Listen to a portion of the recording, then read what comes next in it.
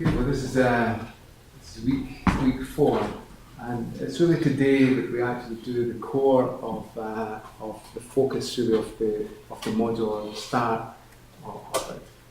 So we're very much focusing on network forensics and cloud and looking and understanding network traffic. Okay, so the lab we'll do today really focuses on understanding complex Wireshark traces. So next week we'll go on to SIEM, which is security, incident and event management, and we'll look at Splunk. Now we can use Splunk with all our network logs and so on. But today we'll look at some advanced forensics, so especially how we can detect threats such as someone scanning us or someone trying to break a username and password. Okay, so the focus for the first test will be around your core understanding of network forensics. So you need to be sure that you understand that area extremely well. So what we've got is a whole range of traces that you can actually analyse. So really a core part of what we want to do is for you to pull up any of these traces and very quickly say, I want to find the start of a connection, or I want to find when somebody logged into the FTP server, and then I want to find out how someone stole, and look at the basic footprint. So a lot of what we'll be doing is really to find jump-off points, to find starting points, and then to be able to trace what happens next from there. And much of the investigations that we do these days, and much of the security, is really built around the trace on the network, and not as much on the host device. Okay, so we'll have a look at some of these areas. I'll just swap my Wi-Fi over to that. It should be fine to go.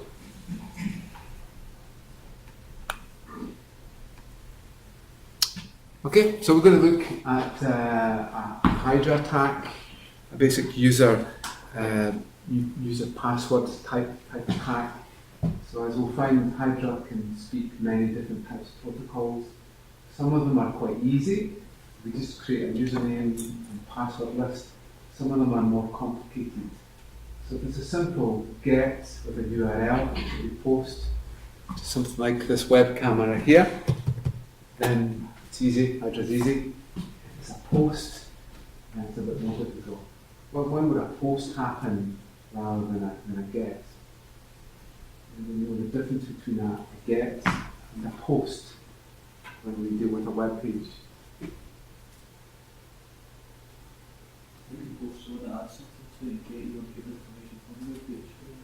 No, not quite. Upload some information. Yeah. So the get basically asks for a page. With a post, it's posting some variables to the server. So typically where you have form, between the form tags, then when a post happens, then it will post some variables back to the server that will then interpret them. Okay, so that becomes a bit more complicated because what you're actually doing is pretending to be the user putting things into a web page and then pressing the submit button.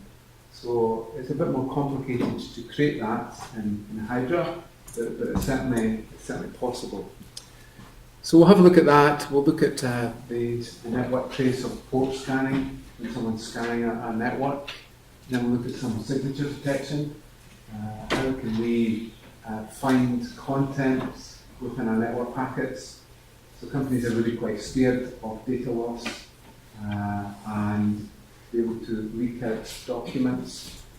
So we'll have a look at how through our network packets we can actually find out if someone is transferring a file.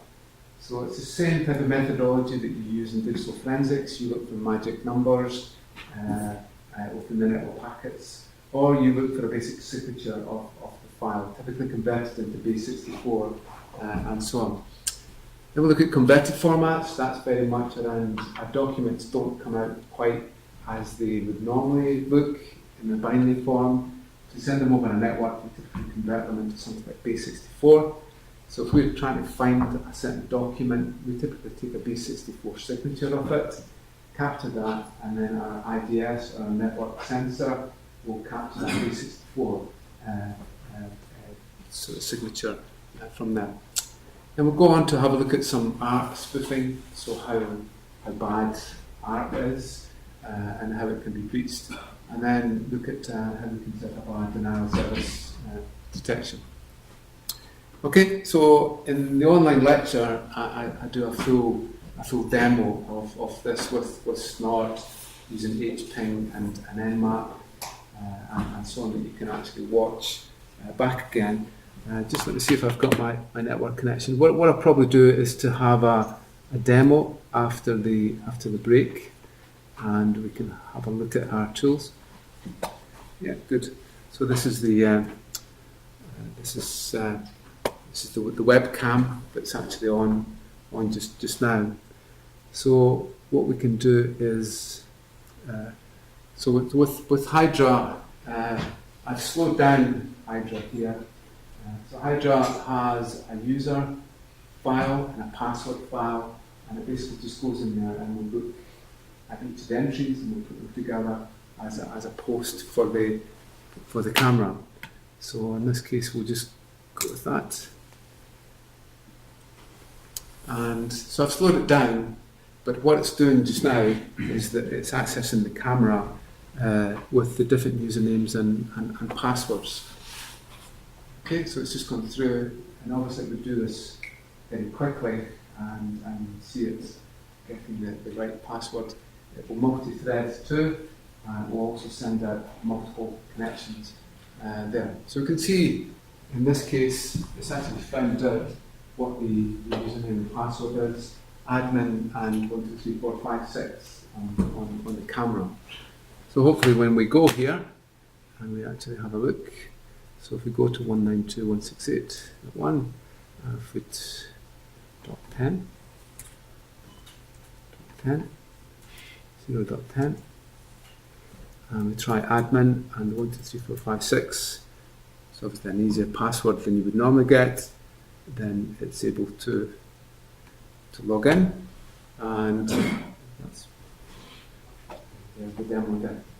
Okay, so what we really want to do is to be able to understand what the trace looks like when someone is trying to do a Hydra attack.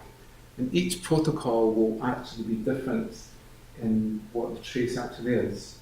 With HTTP, it will just look like a whole lot of gets. But in other ones, it will have to do a whole negotiation about connecting. Okay, so just disconnect that.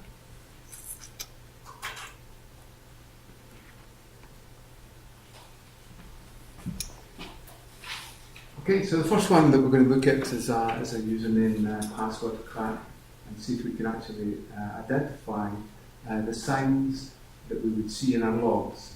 So many companies have logs that will log any access, and what we really want to do is to mine our logs that might have millions or billions of entries to be able to pinpoint when something's happened. Remember, an attack might be just one single event, or it might be multiple events. So with Hydra allows you to it supports many different types of protocols. So it's not just HTTP, but it will Cisco login, Telnet, SNMP, POP, and so on. So it knows how to speak to the server for each of these protocols, and then it knows what the response is when there's an unsuccessful login. Okay, so normally there's a username and a password file that's actually set up, and then Hydra will go ahead and to try to log in. So it's a bit difficult to see from there, but the key focus of what we're looking at is typically around the codes. So FTP response codes are the codes that FTP gives us back. So a 200 code identifies what? Remember from last week? If we have a 200, everything is okay. Yep. So we'll just I'll just get back connected to the internet, and then we'll be able to look at our traces. Okay, so that's fine, and it's yeah, digital forensics. Let's get connected, hopefully, in a minute.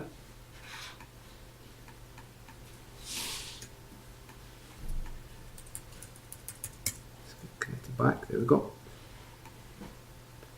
Okay, so we'll have a look at our traces, and what we want to find is our Hydra trace. Okay, so this is a Hydra trace. So you should find the zip file is there. So if we just open it up, then we'll go ahead and analyze that. Okay, so that's kind of what a Hydra trace looks like. So you've got to remember that there will be other traffic in there that you're capturing. So as we've seen in the lab, we're capturing lots of other things. So it doesn't come out nice as clean as that. You've probably got other things in there, normal type traffic. But you should find that Hydra, if we look, how will we detect the start of a connection?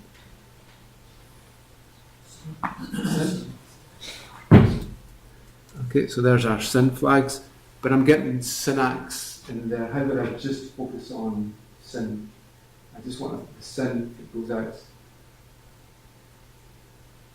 How would I filter that one? So that's picking up both SYNs and syntax. I just want to look at the SYNs. How would I do that? Was it? In the options? Options. Well, a SYN flag equal to 1 and a TCP ACK flags.ACK is equal to, what do you think? 0. Okay. So that's given us all the SYNs there. So those are all our connections. So we can very quickly find out where our connections are. And we can also put in, if we're only interested in a certain address, then we can put in IP, say IP.address equal to 192.168, and so we can target our connections. So for each connection, as we've seen, we can obviously follow the stream. So in this case, if we follow the stream there, then it gives us 1 login, 2 logins, 3 logins. So why is Hydra done that? Why has it only done 3? Because you have to reconnect after 3. Yeah. So it doesn't want to lock itself out. So it will try a few times, and then it will quit that connection, and then it will go to another one to pretend to be another connection, and it'll try another 3. So the normal lockout is 3. So that's why it's only tried 3. If it was to try 4, it would lock itself out completely. Okay, so you can see. Can you tell me which one is the server? Is it the blue or is it the red? Blue. So the blue is the server there. So when we first make our connection, we get the 220 coming back, and then we get the 331 for a password, and then we get 530. So if we were to find out if somebody was hacking into our FTP account, what would we look for in the logs? 530. 530, so we'd look at lots of 530s, but we find lots of 530s. What's a better way of determining if someone is doing that, or them just doing an incorrect password every now and then? Yes, the amount of 530s and the amount of, well, you can't see it there, but you would look at the amount of good logins, say for a user, and the amount of bad logins. If the bad logins are too big, then obviously there's a problem. If there's lots of good logins and there's just a few bad logins, then maybe that's actually okay, because users will often get the password wrong from there. Okay, so from there we can actually very quickly see if we can get this arranged better. We can very quickly determine our codes. So the 230 is a response code of a correct login. So when you use your FTP client, you'll actually find that if you watch the little text that goes back and forward for your commands, that's what it's using under the hood. So a 230 is a correct login and a 530 is incorrect. We can also look for the word pass or administrator to be able to find out anything that's related to the administrator. Along with that, we can actually look at our overall connections in Wireshark and actually see connections as they happened. Okay, so we can very quickly filter from that. Now, Telnet is a bit more difficult. Why is Telnet more difficult to actually find out if there's been a bad login with Telnet?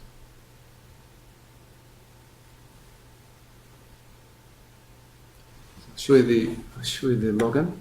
I'll show you the Telnet one here. Okay, so there we are. There's a Telnet one there.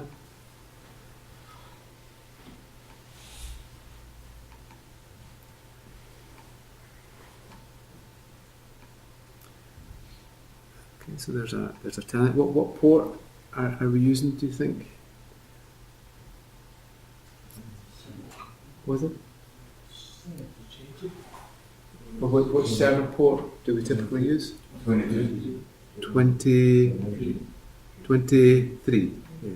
So 23 is a normal port here. So there's 23 there for our connection. Okay, so we select a source port and then the server has its port set up. So tell me, why is it more difficult in Telnet to actually determine if there's been a bad login?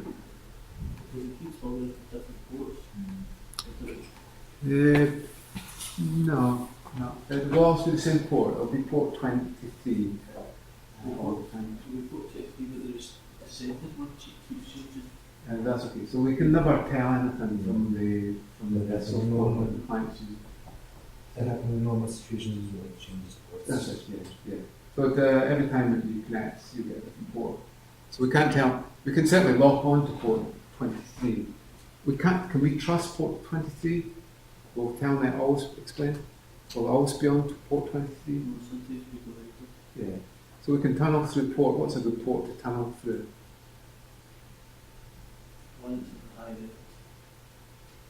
No, not necessarily. 80. 80 and 8080 will always get you through, roughly.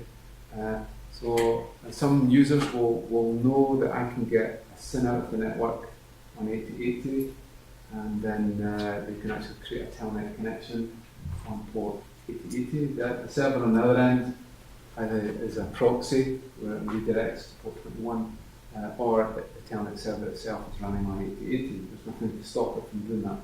It's just by convention we use port 21, port 23 for Telnet. So you can see here it's tried admin and 1, 2, 3, 4, 5, 6, and it hasn't been successful. What is it about Telnet?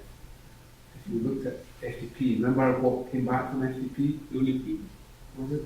UDP? No, they're both TCP. Both TCP. FTP tells you if the username is wrong. This one doesn't give you that. Nearly. With this one, we got a code back. So when we're using our analysis for our logs, we look for 530, 230. It's more difficult to filter. 404.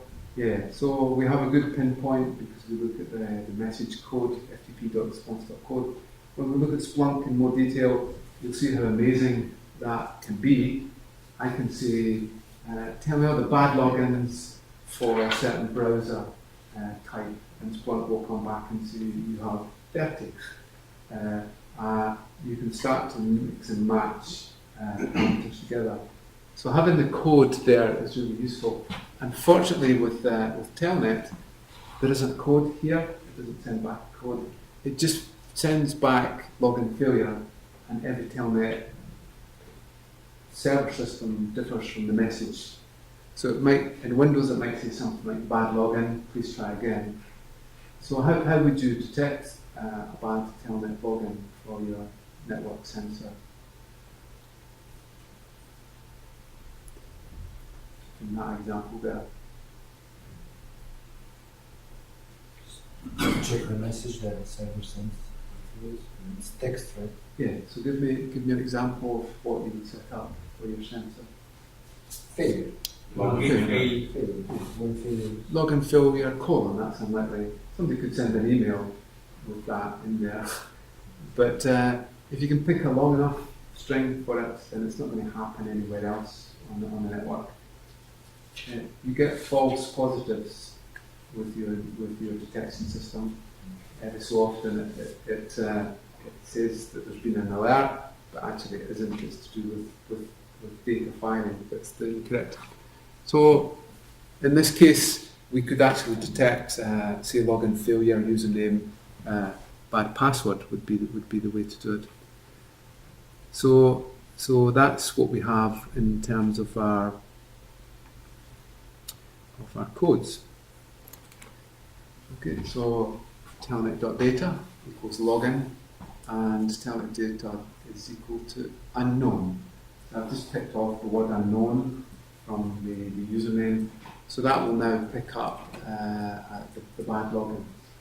So again, when we come to Splunk, we'll be able to very, very quickly pinpoint in the traces all the bad logins, and to be able to pair them up against the good logins.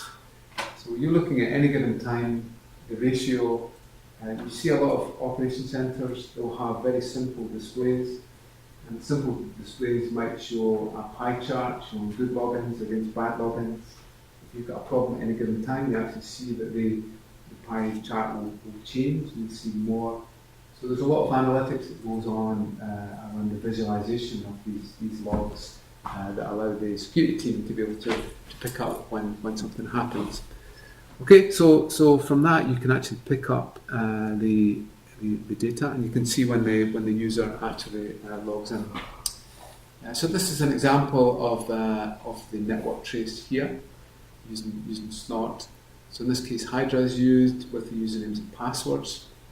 It's a bit difficult to see that rule from up there, but we're detecting the 530 user code that comes back from FTP, and every single time that it detects that, then it'll fire off.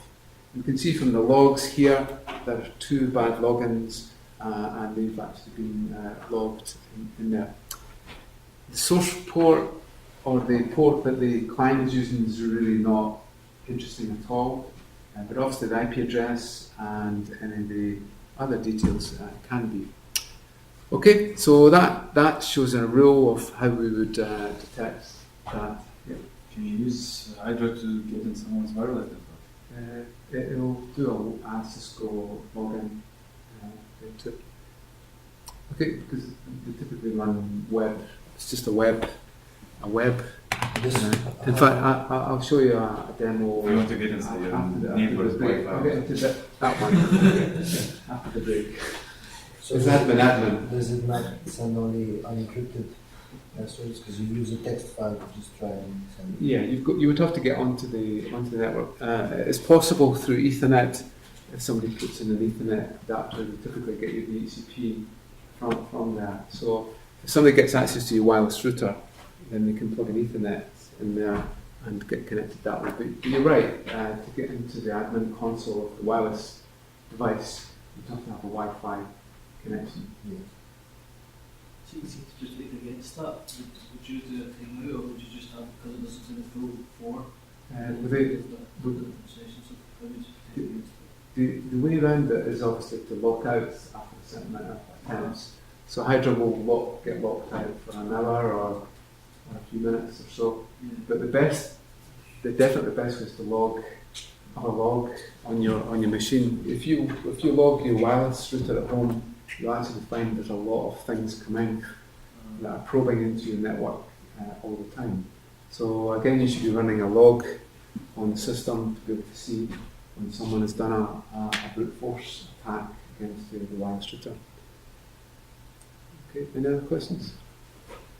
Okay, so that's, I appreciate the graphics. It's easy to see the graphics from there like that. So the next one then, this is a sign of maliciousness typically, is that somebody is scanning your machine for the ports that are open on it. Okay, so this is definitely something you need to detect. Might not be malicious, but it's likely that it is. So in this case, we have our standard three-way handshake. You send in a SYN, it sends back a SYN-ACK, and then there's an ACK, which means the port's open. If the port is closed, it sends in a SYN, and then you get a reset ACK coming back again. TCP was never really standardised that much as to what the flag should be that comes back, but normally you would get a reset ACK coming back from it.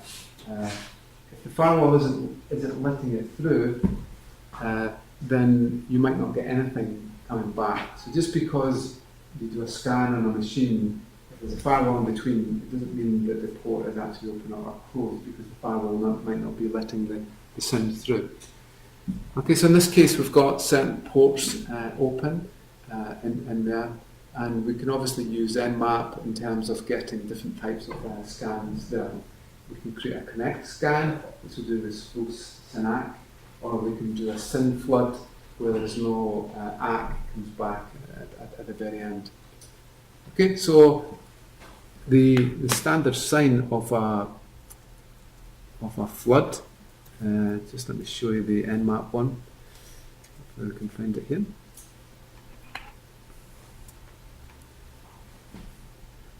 And you'll see immediately what a SYN flood looks like. So what you're seeing there, the grey, can everybody see that? The grey is the SYNs that are getting sent, and the reds are the reset ACK. So the red ones identify what? Closed ports. So it's already sent a SYN, and it's a bit difficult to see that, but in this case, the port that's responding back is 1076 with a reset ACK, which means it's closed. Okay, so there's all our SYNs going out. So it does them in batches. It can do it slow if you want. It'll do a batch, and then it'll just wait, and then do another batch. Does it do 1, 2, 3, 4, 5, 6? Does it just count up the ports? Can you see from there? It randomises the ports. It doesn't do a count. You can make it do that if you want, but it'll randomise them. Okay, so you can see there's all the SYN-ACKs. How will we identify a port that was actually open? From that trace, how would I very quickly find that a port that was open on that machine? SYN-ACK. The response. SYN-ACK. So if we search for what would we search for? No, tell me, live in full. Tell me.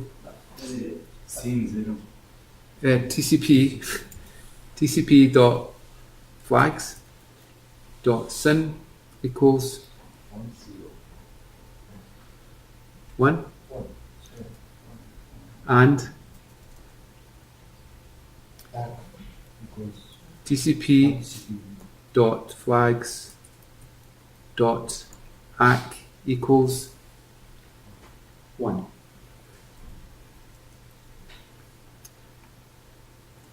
Okay, so on this machine, here are all the open ports. Okay, so all the ones that there was a SYN-ACK coming back from are the ports that are actually open. So hopefully we should be able to see some of the nice standard ones. There's HTTP open, so Nmap knows that there's a web server there. This one here is SMTP. SMTP is mail. Mail, what type of mail? Yeah, but what Income? Outgoing mail. No, not incoming, Oh, outgoing. outgoing. SMTP is an outgoing mail relay. You send it, some email, it goes and sends it for you. What's the opposite? Yeah, POP3. Yeah. So hopefully we'll be able to find POP3 from in there. So POP3 and IMAP and so on are all our email type systems. So from here we can very quickly determine what ports were actually open, and that's the way that obviously the Nmap does it and can determine the ports that are actually open on the system. Okay, so in this case, TCP SYN and TCP flags dot zero. What's that one focusing on? So this one here. Tell me what that filter will do.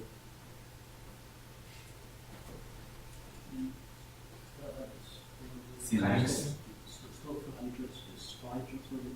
I think it's for hydrant traffic. No, what's it doing? So it's hydro traffic. No, so it's Nmap.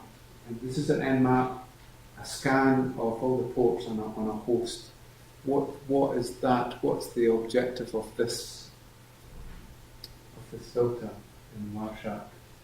No response at all. No? What is it we're trying to find here?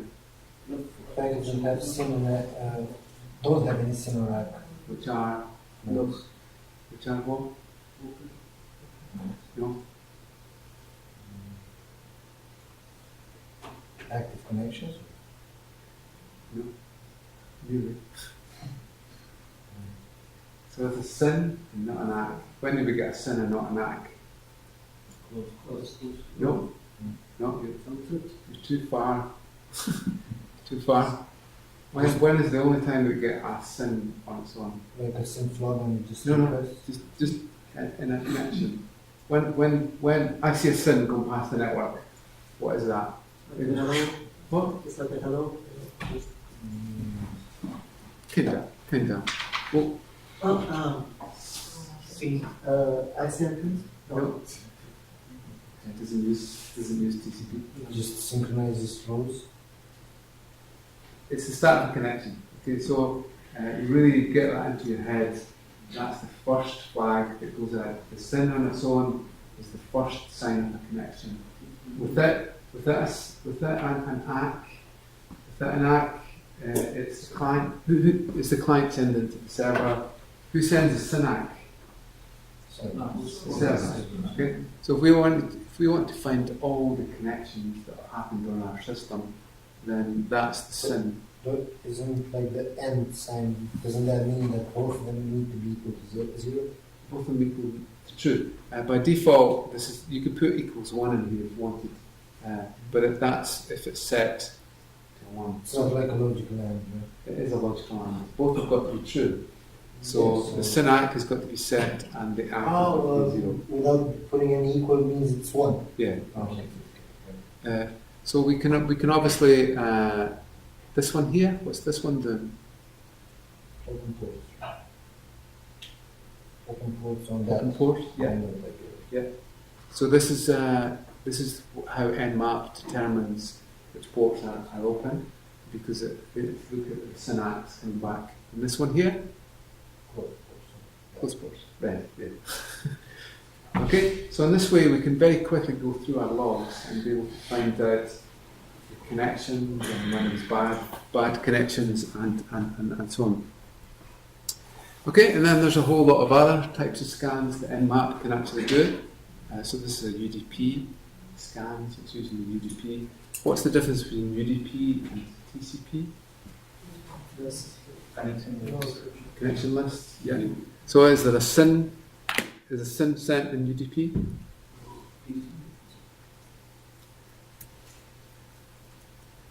UDP. Okay, so we'll just have a look at an Nmap UDP. So we'll be doing this in the lab, so don't worry, we'll have lots of practice at this.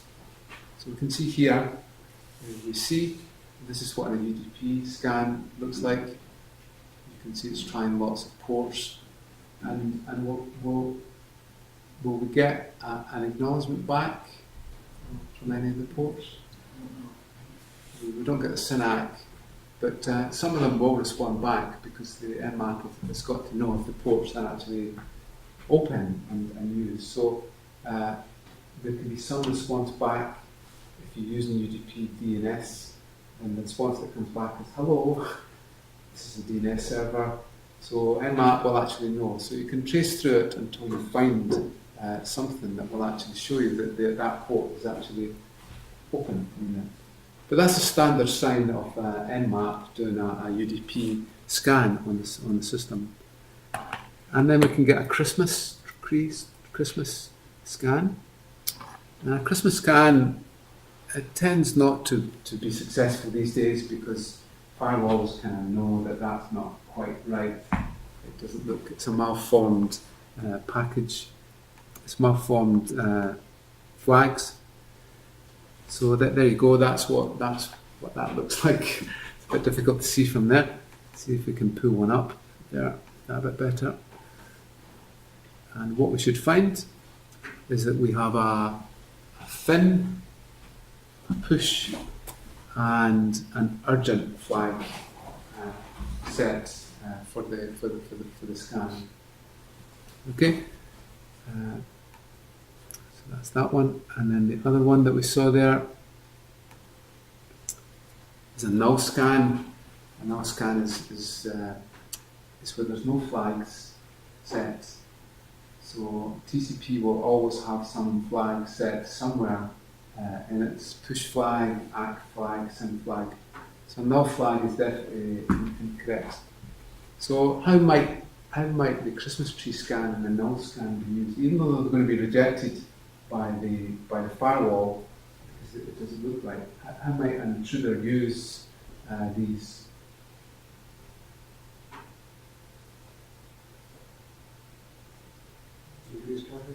Yeah, so they exhaust the traffic. The firewall spending so much time dealing with this that it doesn't have any other time for any other connections. Okay, so it's typical that at the edge of the network, these would come in and then these would get blocked. If you've ever looked at any logs in a firewall inside the network, not so much outside, there's lots of tasty things happening, lots of botnets and so on. When we look at a log analysis, I'll show you some botnet activity. It's almost impossible to block them because they're taking lots of different IP addresses that have been compromised from there. Okay, so that's what our scanning looks like, and make sure that you can pick off these things, especially with inside a complex trace. So the next one is when someone's doing a scan of our network. So a typical sign of an intruder is they'll go and knock on the door of all the machines and say, are you alive, are you alive, are you alive? If you see that in a network, then that can normally be a sign that somebody's trying to find something, try and find the machines, the routers and the switches that are connectable. And what Nmap does, so Nmap is an example, Nmap will do an ARP scan if it's local to the network, or it will do a ping scan if it's on another network. Okay, so the sign, which one is likely to get detected easier by intrusion into the system?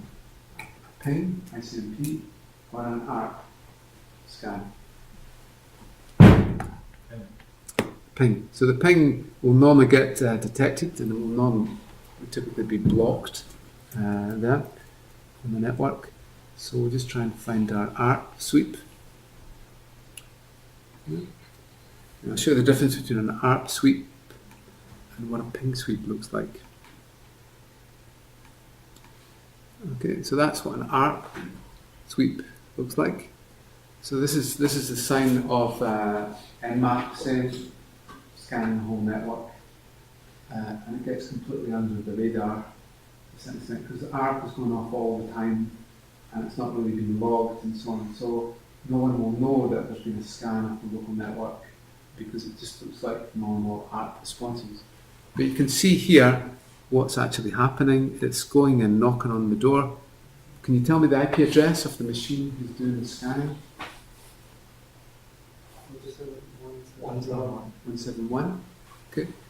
So what we should see is if we want to detect that, then it's an ARP request of type 1. So it's an opcode. Our opcode. Let's see that. So we look for our opcode. Find it here. ARP.opcode. Yeah. So if we look for ARP.opcode, and there they are. Okay, so there's all our addresses. What's the MAC address of the destination of our ARP request? OS, which is what address? Broadcast. So tell me where our broadcast will end. Will it end at the switch? At the router gateway port. Okay, so it will broadcast across the whole network, so everybody will hear it, and then it will stop wherever it comes up against the gateway. So it goes out, so everybody will hear that. Everybody will hear that. When it comes back, So how do we find out who's online from this ARP trace, this ARP scan? How do you think we would go and find out who's online here? Okay, we can search for op code equals 1. So it's quite good. The specs are all published in RFCs. So the RFC for ARP will define all the different op codes and so on. So how do you think we would actually find out which machines, if we asked you in the exam, which machines are online? How do you think you would determine that? Give you a clue. They reply with their MAC address, right? Okay, so tell me which machines, can you actually see that? Which machines are online? 137, 137, no, 32 is and 34. Okay, so It's the ones that has the destination of a virtual machine. that's one way, of course. And it says the opcode replies to. Yeah. So the opcode in this case, tell me what the opcode is for a reply. I think that's It's either a 7 or a 2. it. I think it's a 2. So we could go for arp.opcode equals 2. And there we go. Okay, so we found out that there are 4. Well, one replied twice. Why do you think one's replied twice? It's switch, no, it has. What do we need to? Does it have the same IP address and the same name? Well, if we're connected to the internet, what do we need to do initially? Get our cache table. Default gateway. So the first one is like us getting at the network. So that's our request to the default gateway. What's your MAC address? The second one happens a lot further on, and this time it's given us our reply. So in this case, we can use our opcode. Does that get sent back to the whole network? No. How can you tell from that trace that it doesn't? Unicast. Yeah, it's unicast. So there's a single MAC address here. So our destination here is a single MAC address. So who wins? So if two machines say they have the IP address, who wins? Does the gateway win because it's more powerful? Or does our intruder machine win? Who knows? Who knows? And this is the basis.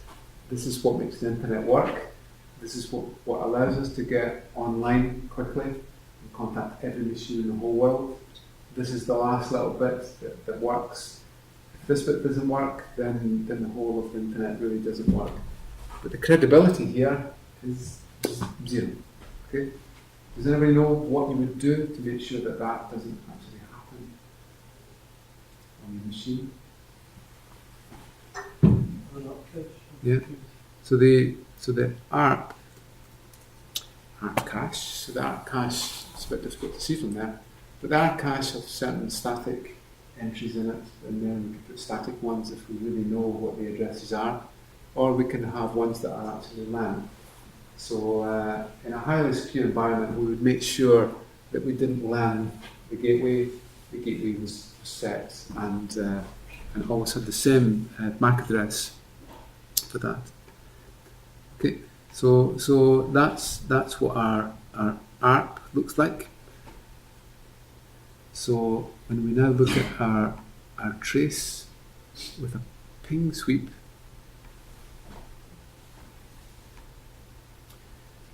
look at that one. This kind of looks like that. So we're seeing lots of pings going out. So again, what would we do? How would we know that the machines are online? So we'll just keep going until we find an echo reply. So you can see it's pinging the whole network. And eventually, hopefully, we should be able to see a reply coming back. There we go. Well, it's now doing a timestamp now. And I'll just show you the trace here. Oops.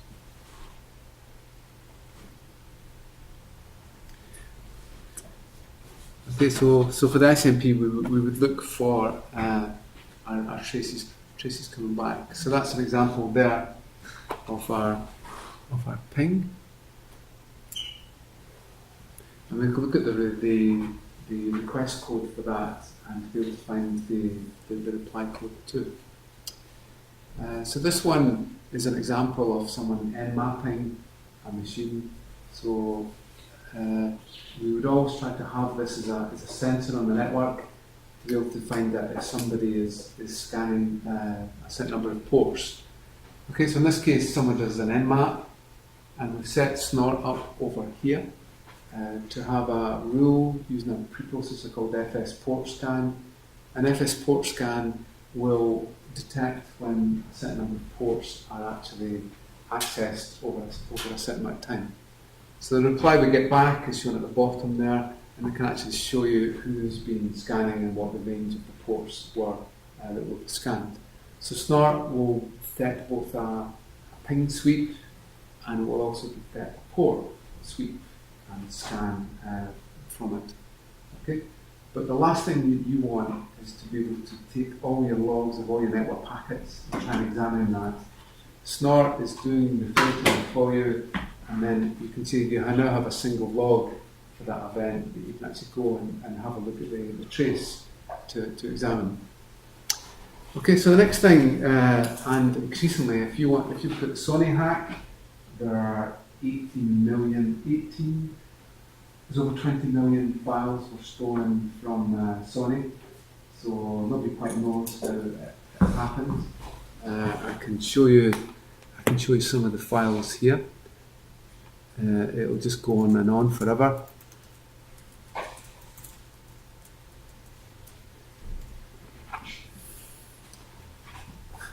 Come back in about half an hour. Still, Did someone publish all the files that have been stolen? I couldn't. This is the list. This is the list of the files that were taken. Did Sony publish them themselves? Or 20 the hacker? 26 million file names. So with Sony, what happened was that the employees, Sony Pictures, came in one day, and then they got the message from the intruders, and there was 6 websites identified, of which 2 were owned by Sony. So they already had the details of the Sony sites, and they published a zip file with these contents in them there. So I'll see if I can pause so you can actually see some of them. But you name a movie in Sony, you name a client, you name things around that, you actually find that the details. So the message that was published said that obviously someone would publish the details of the contents of the files. They obviously managed to get the movies off the site. It's unbelievable that somebody can move that amount of data off the site and the intrusion detection system not to detect it. That somebody has had privileged access to be able to at least get a file listing is unbelievable on the site. I'll keep it running.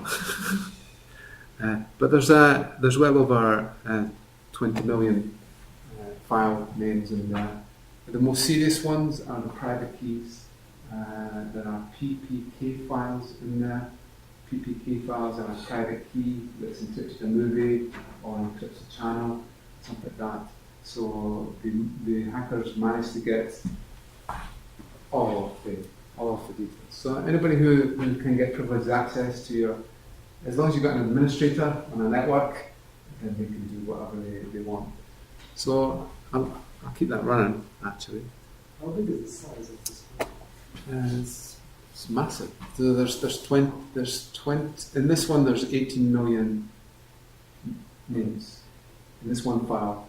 18 million, and the other one is about 12 million or so. So there's a lot of files in there, and so it has a whole lot of sensitive details really related to the company. So what you really want to be able to do is to be able to pick off what's the most evil files on the network you don't want to leave. What's the definite things? If you're in a high risk environment, what's the 2 types of files that you would really not want? Excel? You detect Excel, so Excel you can detect with it. Spreadsheet, PDF, no, we can detect those ones so that they're fine. If somebody wants to hide something, where would you put it?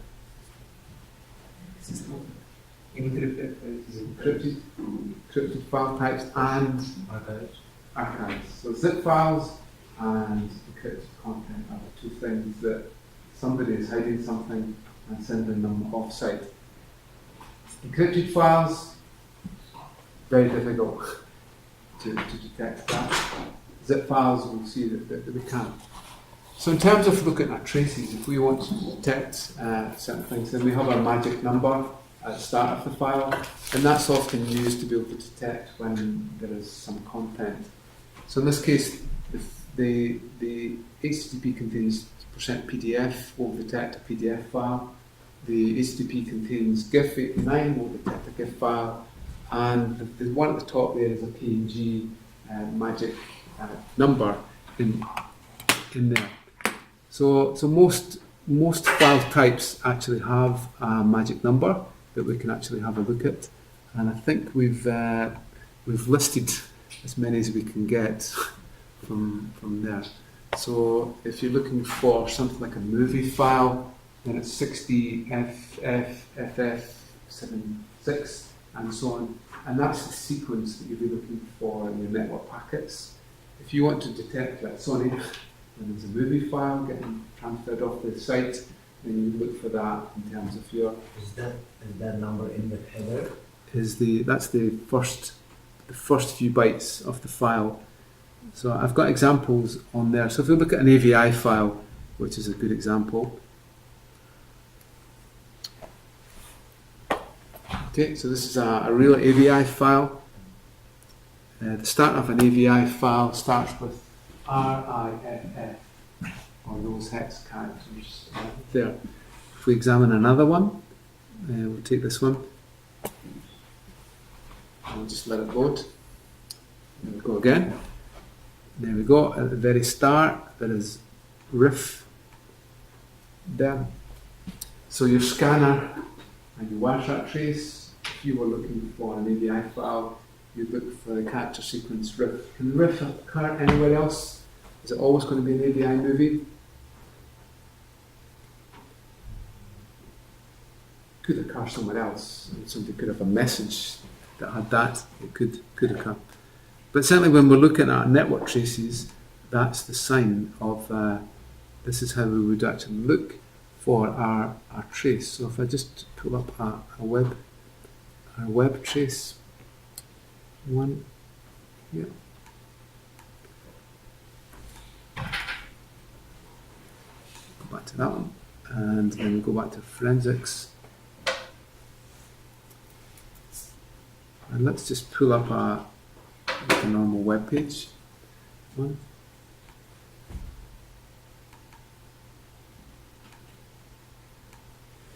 Okay, so there's a trace. So we've seen how we can detect the start of a connection. If we want to detect a GIF file, how we would do that?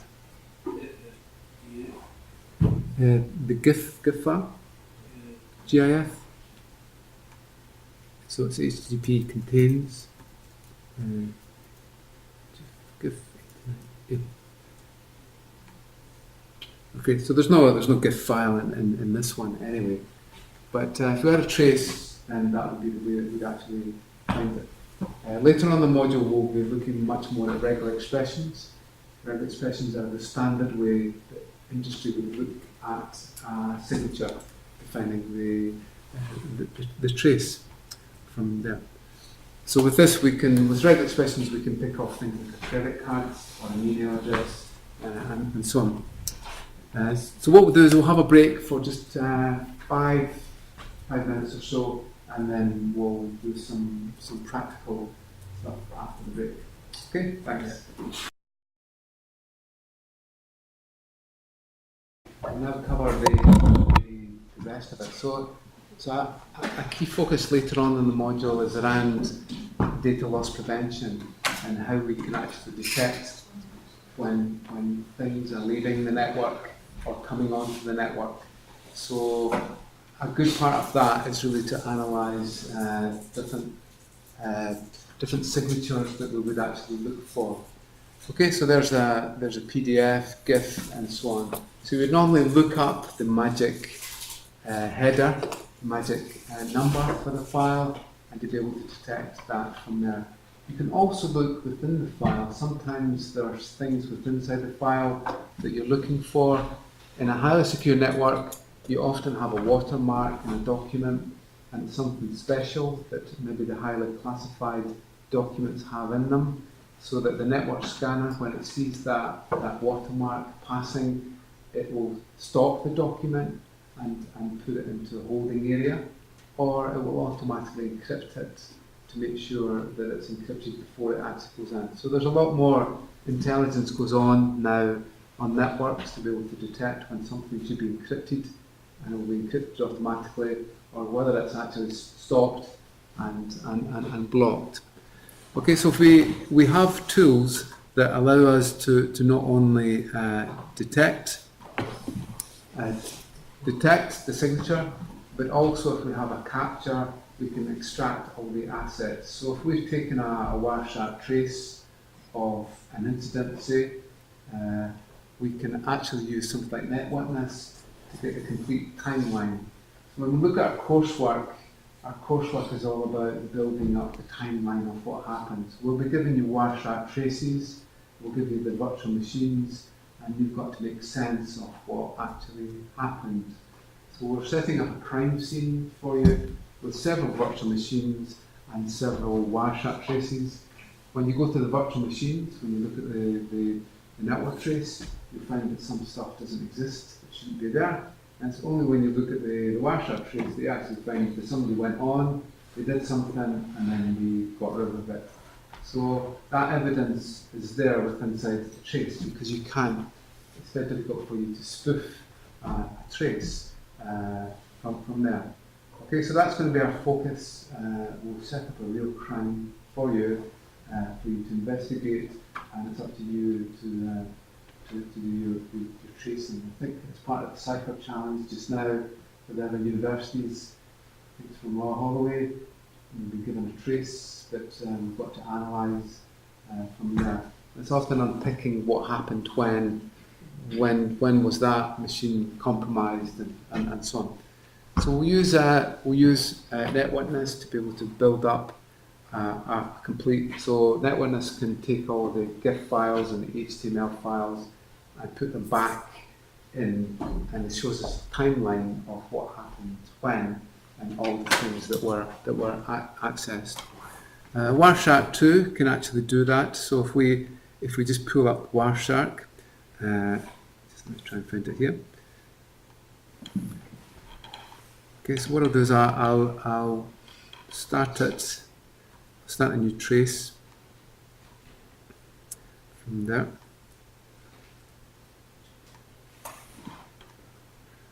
Okay, so I'll start trace. So with Wireshark you can either set up a filter, a capture filter or a display filter. What's the difference between the two? So if I set up a capture filter, what's the difference between setting up a capture filter and a display filter? The capture filter save trace as well, or just So if I set up a capture filter, if we want to capture, okay, so I can capture, let's say I'm only interested in my own address. So I can set up a capture filter here that will only capture, say, from a certain MAC address, a certain IP address, or a certain port. So let's say I'm only interested in TCP traffic. So when I actually run it, then you won't see any ARPs or anything like that. You'll only see TCP traffic. Okay, so you don't see any other stuff in there. So on a network. So you just filtered the scan before you started. Yeah, so from an ethics point of view and a legal point of view, if you're targeting that machine over there, you shouldn't be reading packets from other places. You just want to target, and possibly you want to target, because these files will get massive. If you've got a one-day scan and you're only interested in the web traffic from that machine, then you would capture just from that one machine its MAC address and on port 80, and then that would only capture the port 80 traffic from there. But if you use a display filter, then all the packets are still in there. It's just that you're losing them. But obviously, if you miss something in your capture, are you going to be able to get it back? No. So if you fail to capture your log, you failed to capture it, then you've had it. Data storage isn't a problem these days. A terabyte of disk space in Azure cloud costs you less than $1 a day, at least. So it's not really a problem these days to be able to that. But if you're capturing from a switch, what can happen? So let's say this was capturing from a switch. Do you know what you have to do to listen to the whole of a switch? Oh look, I plug in my Wireshark to a Cisco switch. Will I be able to hear all the traffic from all the network connections? Why? because there's different collisions. Because they're different connections. Does anybody know what I would do to be able to get that? Promiscuous mode, yeah. So you normally set up a VLAN, you set up It only ports in that Yeah. So then you can set it up to either monitor 1 or 2 ports, or you can monitor the whole VLAN there. But it gets very stressed. Wireshark's doesn't take much to actually, it says I can't cope with this because it's doing deep packet inspection. It doesn't really take much for it to crash, run out of memory, and so on. So the capture filter allows you to be able to capture, but obviously a display filter is different. So in this case, what we'll do is we'll just get it started up, and then we'll go and find the PDF, and then we'll see if we can actually find the PDF. Just let me see if I haven't got a capture filter on. Okay, so we'll just let it go. And what I'll do is I'll go to the site. And then I'm going to download a PDF file. This is a PDF file. And what we want to be able to do is to be able to detect that. Where should I choose?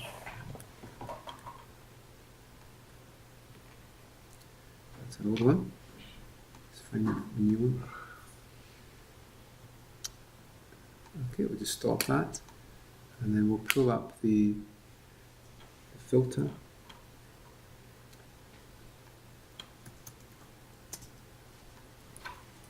And I'll go for %PDF. And it's not actually loaded it, that's what the problem is there. So it's now loaded it.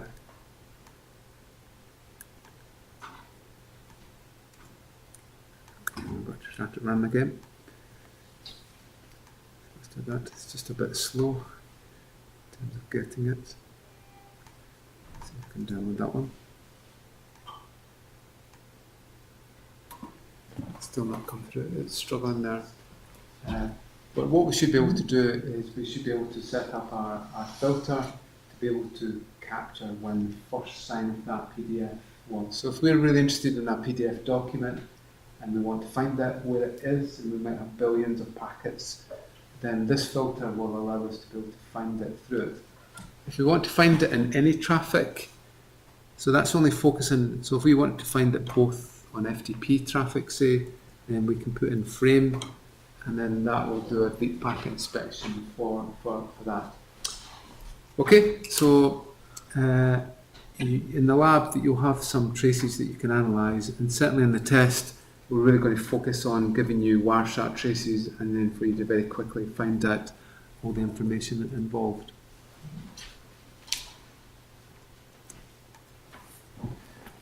Okay, so that's some of the ones there, but the one at the bottom there, the zip file, is a particular one that you want to be able to detect. So that's when somebody is sending a compressed file across the network in there. And then Snort, these are some of the rules that you would use. So that's searching for the magic file number there to be able to detect when there's those types of documents. But the file formats that we see on the line are actually different to what they would look like as the normal document. So here is a picture of a cat, actually. Sorry, there's an eHealth picture and there's a picture of a cat. And you see the format that's used here actually is base64 format. So if you want to detect when that image was on the line, you would convert it into base64, you would take a small snapshot of it, and then it would be able to detect it on the line. In Wireshark, in this case we're doing SNMTP. SNMTP is email. Somebody sending an email with that image in it. We would try and capture a part of it, part of the image, in this case this bit here. We then put it in a trace, and then we should be able to find it. Okay, so base64 is a standard format, and email messages as they're sent are really just sent as a big message, big single message, and it's limited between these tags for images and so on. Okay, so there's an example of detecting it there in Snort, where we've got our content. So Snort can detect the content sign there. And you can see from the log it's being able to detect it. But more often what we use is a regular expression to be able to filter. So regular expressions allows us to define a certain format for our strings and so on. So the one that we have here is one that does anybody know what that one there does? On top. Is it? Or on top. For this one here. So tell me what the first, so the square brackets A to Z. What does that bit do? any alphabetic any character lowercase, then big A to Z, any character uppercase, any character 0 to 9, a dot, an underscore, a percent, a plus or a minus, and then it should follow an at sign, and then we have the same on the other end. So that's detecting, it's not great, that's detecting an email message. So if somebody's sending their own email address in an email, then this can actually detect it. So we'll be going into regular expressions in more detail later on in the module, but this is the typical type of format that we would actually use. Is that a good format for detecting emails? Can somebody say what would a better format be? That's going to fire off and somebody using like an user at home. Even though it's not an email message, that will fire that one. What's a better approach to detecting an email?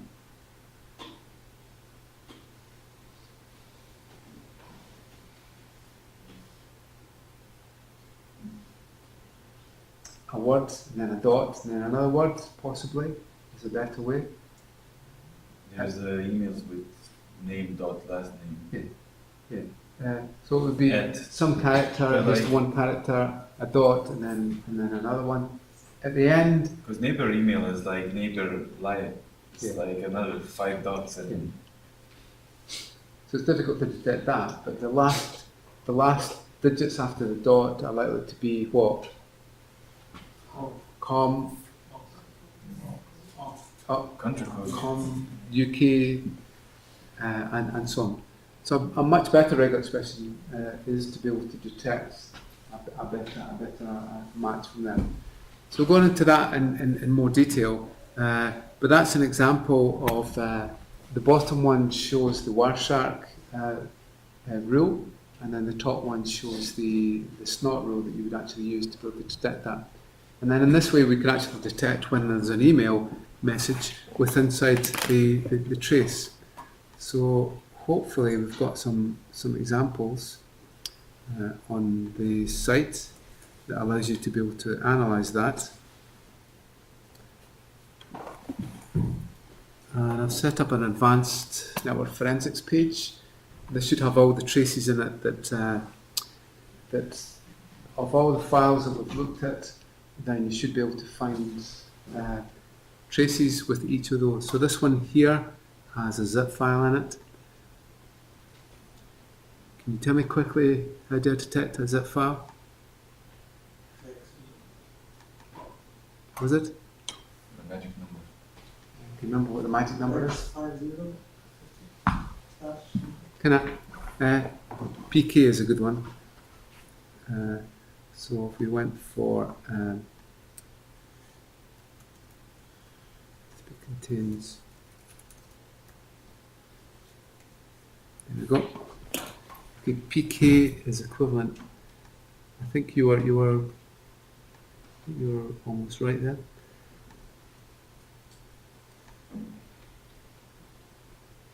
Okay, so you can see there's 3 zip files in here.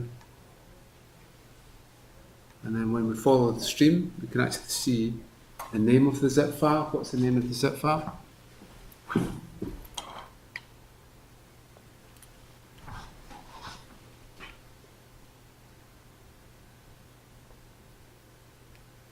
X is compressed.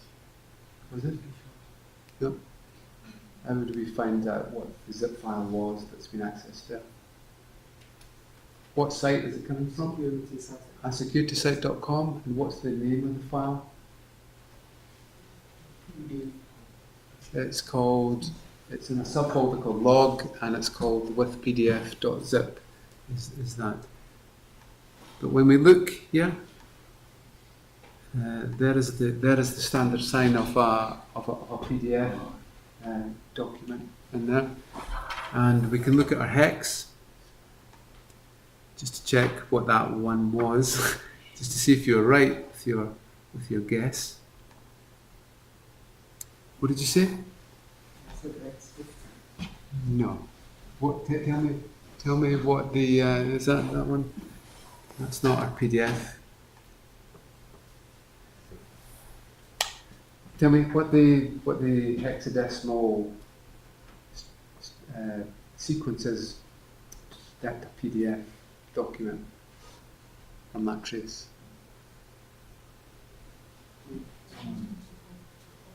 Is it there?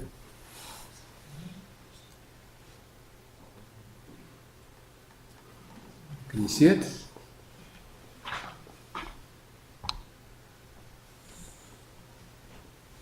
Four B. 4B, 54B. It's just the is that what you said? I said X50. We have a recording. I put an X before. Oh yeah, the X. So either you put 0x for a hexadecimal value or a /x for hex and so on. So on the wire, in this case you could detect the PK if you wanted, or you could detect it as a hex sequence from there. So on this site here, so for all the traces that we've actually looked at, they're all on there. And we've even set up a little test that takes it through T-Shark. Does anyone know what T-Shark is? T-Shark. So Wireshark is great, but Wireshark's not really going to run on your mobile device that well. It's got a big graphical interface in there. So T-Shark is the command line version. So we can set up a filter with T-Shark, and we can get it to log, capture the packets from there, and even to filter. So set up a little example here. This one is capturing. This is the command line here. Okay, so it's taken a Wireshark trace, and then it shows the results actually from it. Okay, so this should allow you to be able to analyze your traces using the T-Shark application. So we've got T-Shark. Yep, T-Shark. Should run. It's just going to capture some packets there. So obviously that's an easier thing to set up on a machine to be able to capture things. So I'd get my mobile phone connected. I'll just show you can run T-Shark and Wireshark on your mobile phone device. So I just need to connect back onto that one, and then let me find my phone. Let's get connected.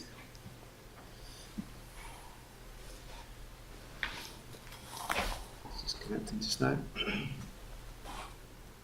Okay, so now T-Shark can obviously be running continuously with a filter on it. So just get connected to them. Should be able to get that. It's going to connect in a minute. Still a bit slow.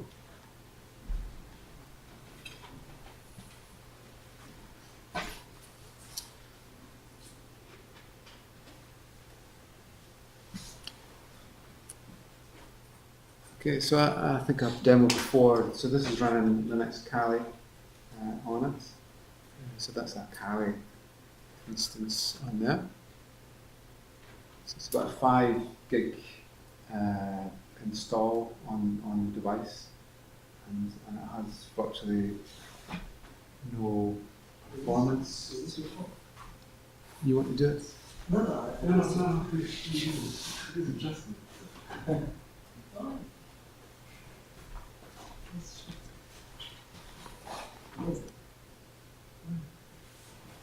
Justin. No, Okay, and you can even get a security site on there just in case you want to get it on your Android device. Just if you can't do without it, then a security site is actually on there for the. So I've got I've got my Linux Kali running on here. Okay, so this is my local VNC connection. There we go. Okay. Oh, I'm running Warshak just now on my device. From there, oops, I lost the connection there. But obviously, what you would more typically do is to be able to. So what you're seeing is the device here. So you could bring up your terminal emulator. If you have really great fingers, you could type in SSH and so on. But that's probably not going to happen. So what you would more typically do is that you would SSH into the device. So if I just SSH into the phone, and I think it's a nice, easy password. Anybody? Any idea? No. Change me. Change me is the default password in the distribution. So this is me on my Android device just now. So you should be able to see the SD card and so on in our mount.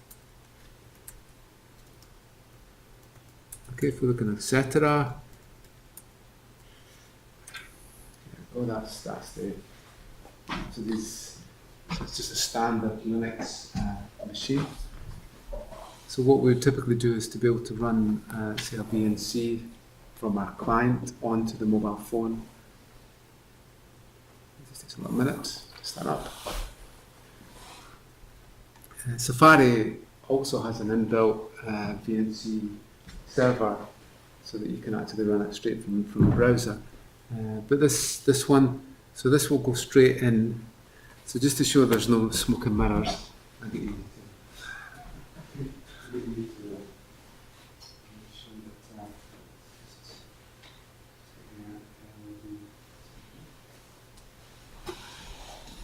So if we connect in to the mobile phone from there, and again I go for change me.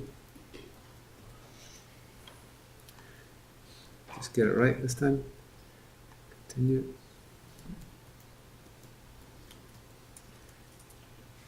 Change.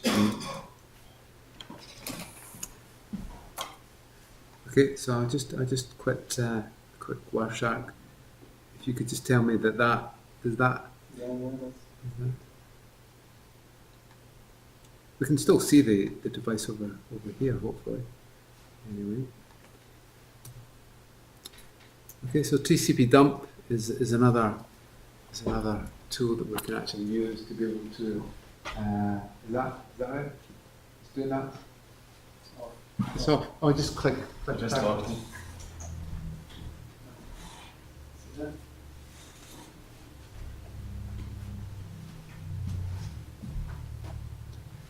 So that this one's coming from the phone.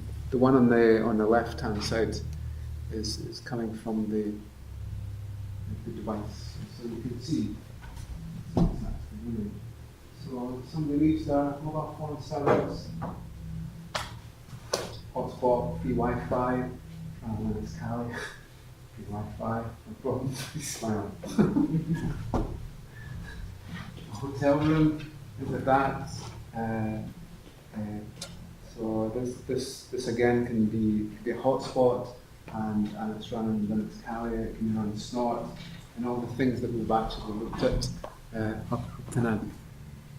So just show you the power of it. So we can now. Oops. Let's run. Our Wireshark.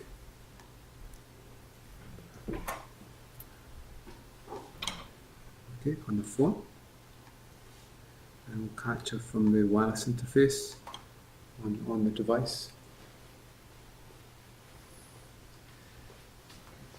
See that? And if I now go to a web page from here, 192.168, and I log in. you should find that the VNC trace will have that trace in there. P.flags.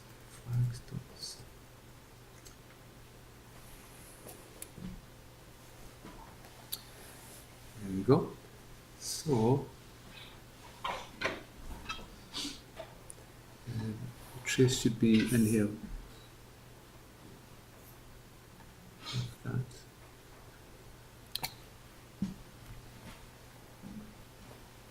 Okay, so you can see that Wireshark and Packet Capture can run on many different types of devices. This one is rooted, so you can't run the Linux install without a rooted form. But today I got Lollipop on my device, and I can actually broadcast my device straight to the viewer here, without it being rooted. So Lollipop has more control of the device, and you don't necessarily have to root. So obviously, if you root a device, you're at risk of doing some damage actually to it. But I think now, let's see if I can find my Wi-Fi. Connect them, and then hopefully I'll be able to show you a Lollipop. See that? So there, and just a search.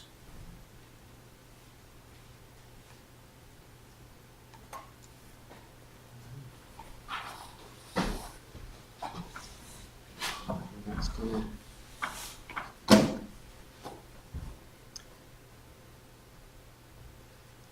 So this one isn't rooted, but obviously to install your Kali Linux, you would have to root the phone. Okay, so this is, I don't know if you've seen Lollipop, but that's what it looks like from there. So certainly the way things are going, then there might not be the need to be able to root a device to be able to get it to run something like Kali Linux from your device.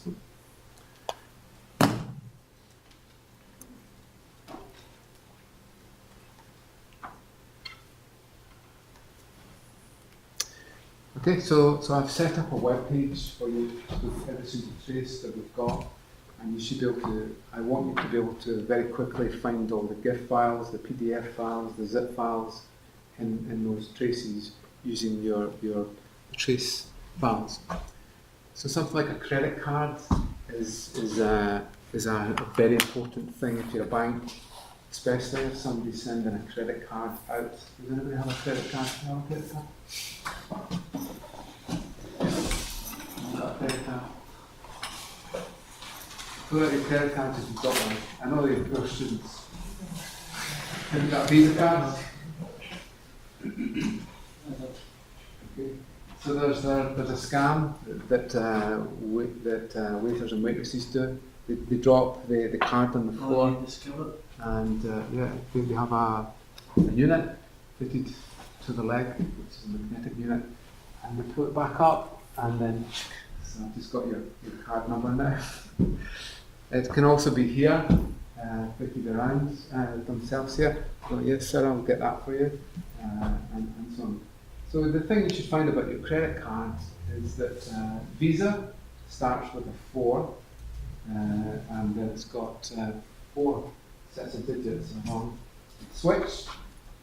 Anybody got a Switch card? Or any other one? So the American Express starts with a 3, a MasterCard starts with a 5, and then Visa, as you've seen, starts with a 4. So this is the regular expression that picks off the credit card details. We'll look in more detail at regular expressions and data loss, but these ones, can anybody interpret that? Maybe the first time you come across regular expressions, we'll go into them in more detail, and I'd advise you to really know how to use them. They're used extensively in security and forensics and so on. So we're looking for a 5, Anybody know what D, open brackets 3, close brackets would be? CCV number? Was it? Any three numbers. Three numbers. And then what's next? Is there like a space? A space or a Writing it. hyphen? Or a dash. Yeah. And then what's next? It's another 4 numbers. 4 digits, then space, and 4 digits, and so on. So in this way, we can actually pick off our credit cards. Sometimes we do the double slash for Wireshark. So we can very quickly, hopefully, find our credit card details in our Wireshark traces. Just let me pull this back up. See if we can find our credit cards. There's the credit card details, and there's the PCAP file. I've set up a T-Shark filter for you if you want to test that one, but we'll do it the long-handed way. We'll just have a look at our Wireshark trace, and what we want to be able to do is to be able to pick off. Sorry, I'm not connected to the network. Let me get connected back to the network.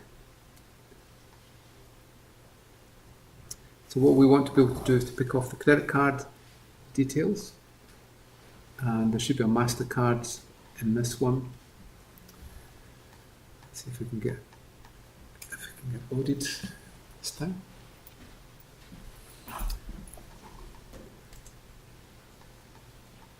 Okay, we'll get there in a little minute. Finding it. Find our traces from that forensics.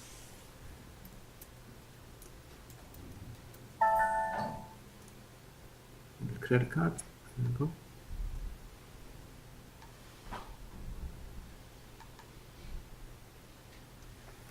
Okay, so if you trace this somewhere in this email, you'll actually find that there's a credit card being transmitted. So that's it there. So it's easy for us to find that because there's only just a few hundred packets. But obviously, if this was millions or billions of packets, it would be quite difficult for us to find it or to be able to detect it. So the one that we use, and I think it's that one. You see that that's went straight to the data packet, which actually has the credit card details in it, and then we should be able to follow that one, or we can actually have a look to see what the details are, and within there hopefully we should find the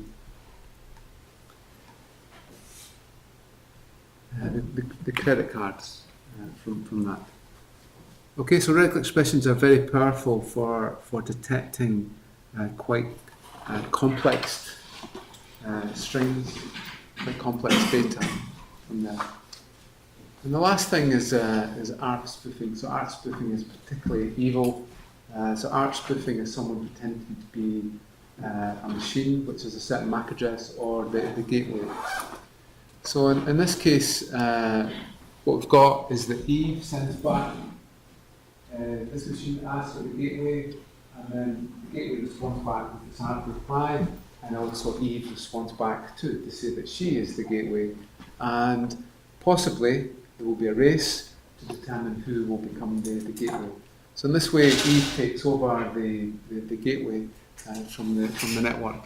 Luckily, in something like Snort, you can actually set up a preprocessor rule to be able to detect when that's actually happening. So I've got a little demo of that that you can actually see where I poison the whole network, and I've got a trace, hopefully, for that one online. As part of that, just let me see if I can find it. ARP spoof.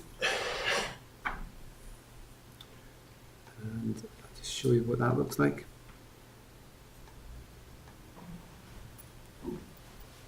Okay, this is an ARP spoof in here, and what the intruder does is find out who's online, and then responds back eventually. So the intruder finds out who's online. I've got the right one. ARP spoof, yeah. And then what we do is that we tell me what's happening here.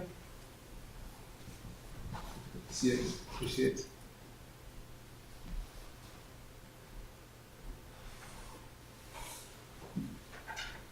What's the intruder done there?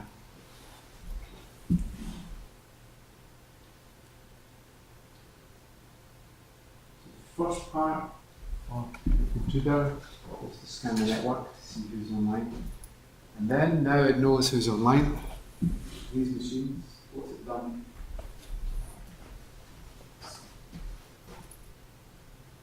Same in a gateway, alias, but as a with a Mac, with his own Mac. So it's now saying that all these machines are at that address. Which one of them will be the gateway? So in this case, the intruder has poisoned the network and then continually sends out to the rest of the network that actually all these machines are here. So there's nothing there's very little that you can actually do to actually stop that from happening. Okay, so have a look at those ones, and that will give you an idea of that. The very last thing is denial of service. So a denial of service will look like lots of SINs coming in, or lots of connections continually coming in from a range of hosts. So if we just find our connection. So this is an HPing SIN, and you should hopefully be able to identify this one. So this one continually sees a SIN connection on a certain port. In this case, the port is 0, and it's a continual access through SIN. So with our trace, we can pick up a snort. If we use the detection filter, we can actually pick off that if there's 60 connections within say 60 seconds, then it will log that. Okay, so in the labs, in the tutorials, and all the way up to the next test, we'll be really looking in much more detail at our network forensics traces. It's a very important skill to be able to understand the network protocols installed. So we'll pick up some practical sort of hints in the lab next. Does anybody have any questions? No? Good. Right, okay, so I'll see you in the lab maybe in about 5-10 minutes.